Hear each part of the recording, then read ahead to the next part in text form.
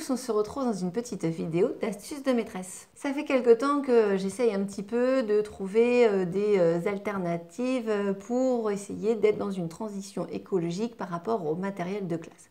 Entre autres, eh bien, il y a tout ce qui est cahier. C'est vrai que les cahiers, on utilise depuis plusieurs années. Les fournisseurs nous proposent des cahiers avec une couverture déjà agrafée en plastique souple, mais quand même très résistant, en polypropène.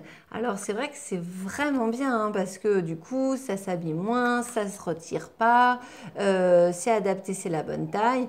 Sauf que comme j'utilise beaucoup de cahiers pour mes élèves, parce que j'aime bien que mes élèves ils aient des cahiers avec peu de pages pour pouvoir changer régulièrement, pour qu'ils puissent un petit peu avoir cette appréhension de dire ah, c'est un nouveau cahier, on recommence, on fait attention. Et puis moi aussi quand j'emmène les cahiers à la maison, c'est beaucoup moins lourd d'avoir un cahier de 48 pages que d'avoir un cahier de 96 pages. Du coup, eh bien, j'achète beaucoup de cahiers, ce qui fait qu'à chaque cahier, peu importe qu'on ait 96, 40, 48 pages, on utilise la même consommation de plastique.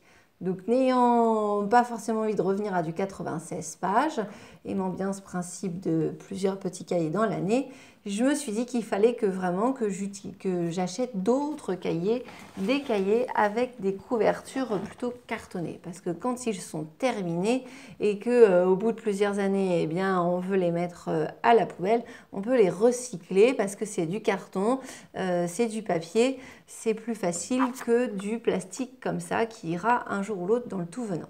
Donc voilà, du coup, eh bien, cette année, j'ai acheté des cahiers sans couverture. Alors, quand même, pour protéger, j'ai quand même acheté une couverture en plastique, souple, résistante, sauf que j'espère que cette couverture, elle sera là pour toute l'année. Donc, au lieu d'utiliser 5 couvertures en plastique sur l'année, je vais en utiliser normalement plus qu'une seule. Sauf que du coup, je trouvais que c'était pas très joli. En plus ici, ça dépasse.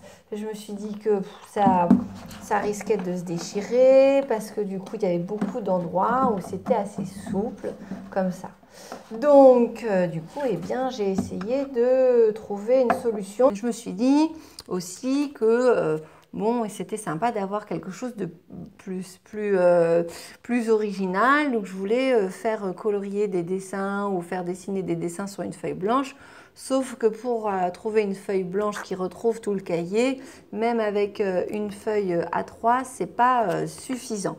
Donc, du coup, j'ai réfléchi et je sais pas, ça m'est apparu comme ça.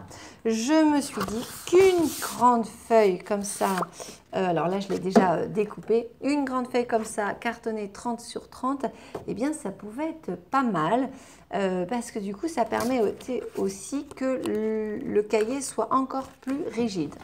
Voilà donc du coup ce que ça donne et c'est vrai que quand on le prend en main, eh bien ça tient mieux, la couverture tient mieux, c'est plus agréable et en plus c'est vraiment super mignon d'avoir la possibilité d'avoir des motifs un petit peu différents que les élèves pourront choisir, pourquoi pas.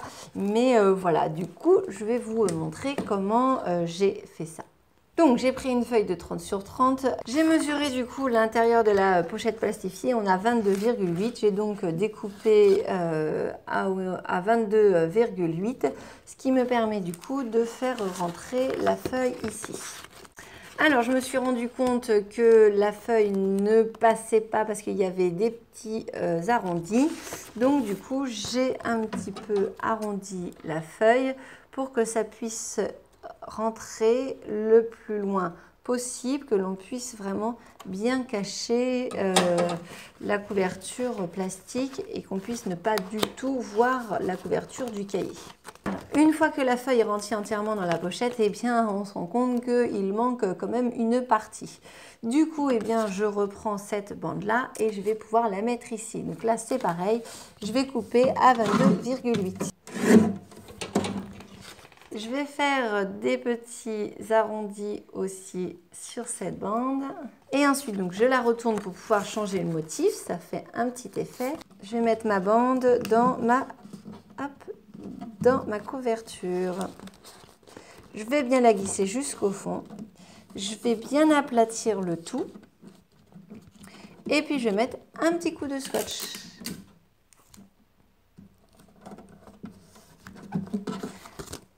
Ma pochette du coup est bien rigide. Je vais glisser à l'intérieur un cahier. Hop, je le place au milieu et je plie. Voilà. Ici, j'ai mon cahier avec mon double motif qui fait un petit effet. Ce qui sera intéressant, c'est que je pourrais, pour les élèves, glisser le prénom ici. Je pourrais aussi glisser des étiquettes pour pouvoir mettre un titre au cahier. Quelque chose qu'ils pourront faire personnaliser. Et puis quand on met une étiquette, une fois qu'elle est glissée, elle bouge pas trop. Si vraiment elle bouge, je mettrai un petit point de colle. Donc voilà. Donc ici je garde, il reste un petit carré. Je le garde pour l'instant. Je verrai ce que j'en ferai. Peut-être pour mettre le prénom des élèves. Voilà, faire un petit effet aussi, coller le prénom des élèves sur une étiquette blanche au milieu et puis faire un petit effet ici comme ça. Je verrai bien comment je vais utiliser ce petit carton. Voilà, j'espère que cette petite astuce pour couvrir vos cahiers un peu différemment que avec les couvertures propylène vous aura plu. Je vous dis à bientôt pour une prochaine vidéo de maîtresse. Salut!